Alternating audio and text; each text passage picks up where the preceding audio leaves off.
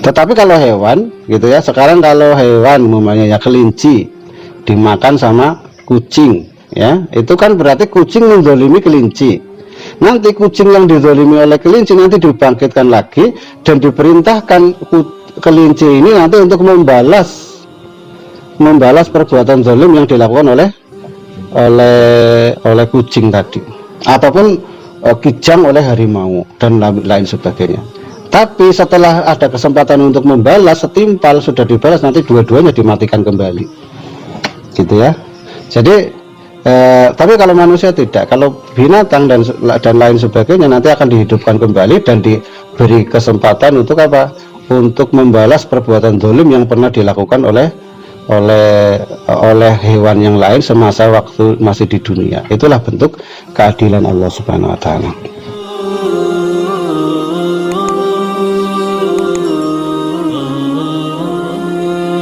Pada kesempatan pagi hari ini saya ingin menyampaikan ayat suci Al-Quran yang ada di 4 surat ya, yaitu Quran surat Al-Zalzalah, surat Al-Adiyat, surat Al-Qari'ah, dan surat At-Takasur, yang intinya dari keempat surat ini mengingatkan kita tentang dua hal ya.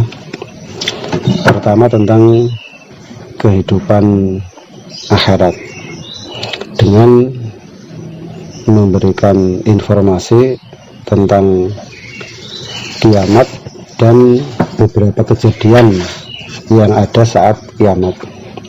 Yang kedua, orang-orang yang kebanyakan lalai dari kehidupan akhirat, yaitu mereka rata-rata tergelincir dari kehidupan akhirat karena dunia ya. Dunia ini ada dua hal yang sama-sama menggelincirkan. Ada yang karena kekurangan dunia sehingga dia pun tergelincir mengejar dunia. Ada yang kebanyakan dunia juga sama-sama tergelincir ya. Jadi dunia itu memang bisa menyesatkan manusia dari segala arah ya. Saat kekurangan, orang miskin perlu dunia, akhirnya dia juga banyak yang menjual keimanannya.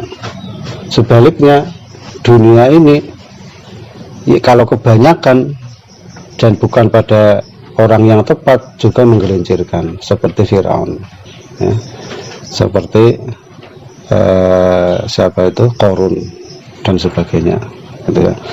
Nah, maka Allah Subhanahu wa taala memberikan dunia itu dengan sebutan yang jelek gitu ya. Apa sebutan dunia? Dunia fana ya.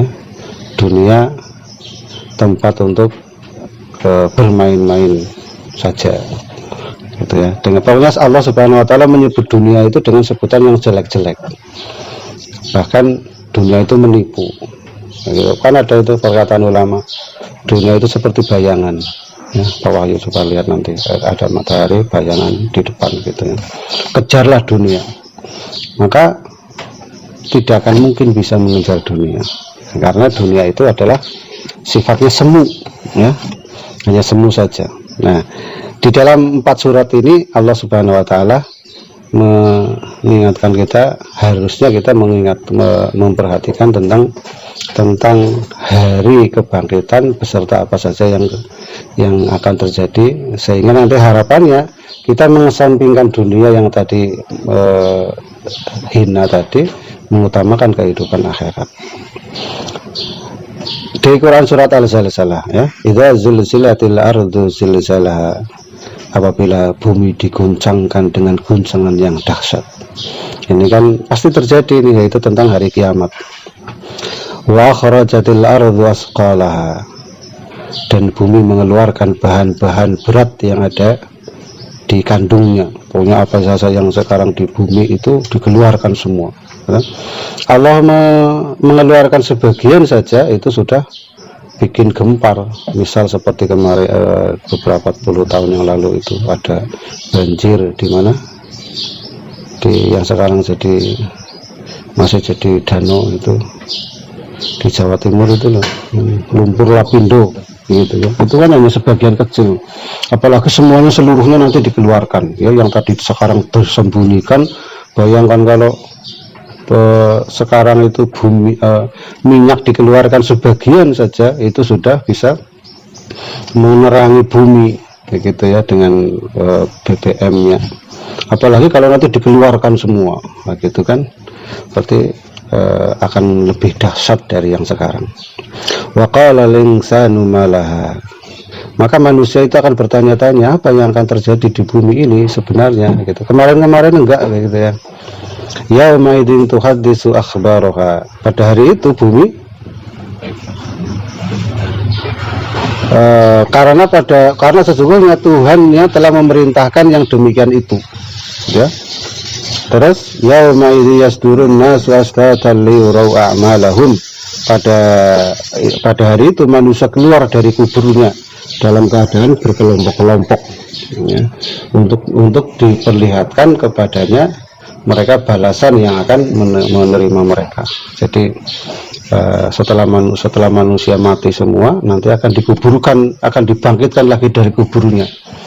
Apa bisa gitu kan, sudah jadi tulang belulang, bisa, sebagaimana Allah Subhanahu wa taala itu bisa menciptakan kita, juga Allah Subhanahu wa taala bisa mematikan kita. Allah Subhanahu wa taala juga pasti bisa menghidupkan kita kembali.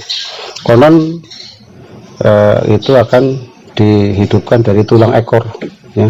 Jadi istimewanya tulang ekor itu ya, kalau tulang ekor itu nanti ditumbuk jadi satu begini ya, dan disebar kayak gitu ya, disebar ke laut. Sudah tulang, setiap manusia kan punya tulang ekor kan, nanti ditumbuk jadi serbuk, terus dibuang di tengah lautan, itu ternyata nanti itu bisa ngumpul lagi sejauh, walaupun dibuangnya sejauh mata memandang itu ya. Apalagi kalau tidak sampai tidak sampai hancur, itu sangat mudah nanti untuk dihidupkan kembali. Itu nanti dari tulang ekor itu nanti kembali lagi seperti manusia, seperti biasa ya, seperti tulang ekor pada awalnya gitu.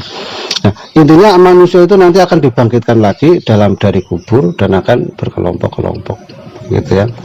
Ada yang mengatakan nanti kalau ada yang cuman kan semuanya telanjang itu ya, semuanya telanjang. Nanti ya bisa saling melihat ya. Maka tidak akan bisa, nggak terlalu mikir. Pak Wahyu itu nggak mikir, itu ada cewek cantik telanjang kayak gitu. Itu nggak bisa, nggak sempat berpikir ke arah situ lah ya, karena memikirkan diri sendiri ya gitu ya. Bahkan untuk orang itu bisa merelakan anaknya yang sangat dicintainya, yang penting dirinya selamat. Orang bisa merelakan istrinya yang sangat dicintainya, yang penting dia selamat. Itu nggak orang itu saking paniknya nggak memikirkan yang dipikirkan sekarang ya, nggak akan membayangkan apa yang dipikirkan sekarang gitu. Dan fama ya'mal mithqala dzarratin khairan yarah wa ma ya'mal mithqala dzarratin syarran yarah ya.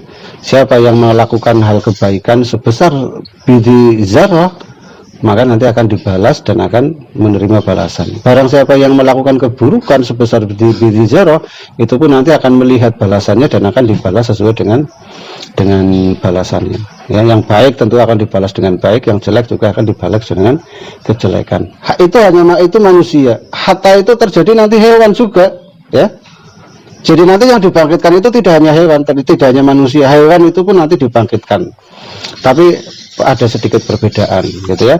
Kalau manusia dibangkitkan lagi, terus nanti diberi balasan, nanti selamanya tidak akan dikembalikan lagi, tidak akan dimatikan lagi. Yang di neraka ya di neraka terus, yang di surga terus.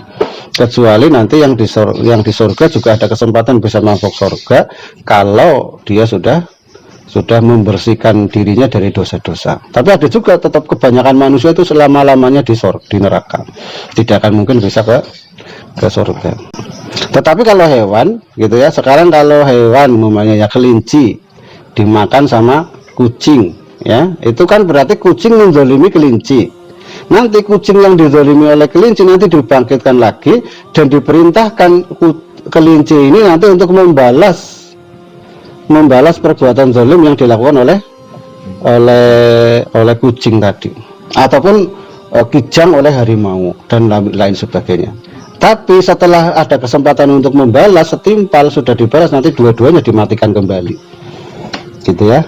Jadi tapi kalau manusia tidak, kalau binatang dan lain sebagainya nanti akan dihidupkan kembali dan diberi kesempatan untuk apa? Untuk membalas perbuatan zalim yang pernah dilakukan oleh hewan yang lain semasa waktu masih di dunia. Itulah bentuk keadilan Allah Subhanahu wa taala.